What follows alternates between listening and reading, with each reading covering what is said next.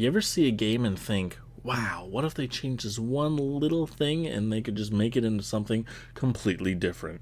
That's the vibe I got with this one. We got Turbo Golf Racing for the Xbox Series X. As with any idea that becomes popular, there will be others who attempt to ride the wave of popularity by imitating.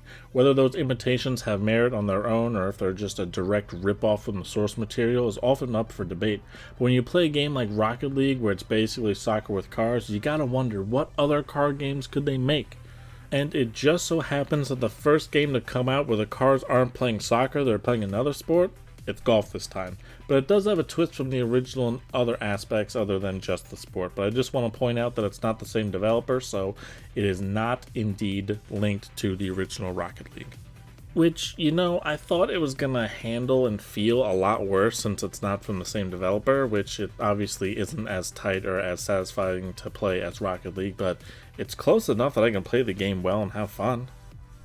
They did add a bunch of their own ideas and gameplay mechanics into the game, which I thought really added a uniqueness to the game, which I thought was going to be a ripoff from the start, but it's proving itself here. For starters, you can eject wings mid-air and glide your car for longer distances than if you had just driven your car. They also have different mechanics for boost acquisition, so it doesn't really slow the game down as much like in Rocket League. There's other power-ups and boost portals which help achieve the main goal, which is to get the ball into the end portal in the shortest amount of time. Yeah, I was kind of wondering how you can do golf with cars by counting strokes, so they decided to do it in the quickest time, and they have 1, 2, and 3 star times to try to reach, which does add to some of the replayability by getting some of the lower times. I would say the only negatives other than the slightly off-feeling controls is the addition of the Battle Pass system, and I get it, that's the norm nowadays and that's how a lot of free or lower priced games make their money, but in order to progress the Battle Pass you need to grind. And the amount of games that say, hey, sink all your free time into me, it just gets overwhelming. And a game as niche as this, I doubt anybody's going to get the Battle Pass anyway. It could have just been a normal challenge to earn these rewards. I just feel like there shouldn't have been a Battle Pass here.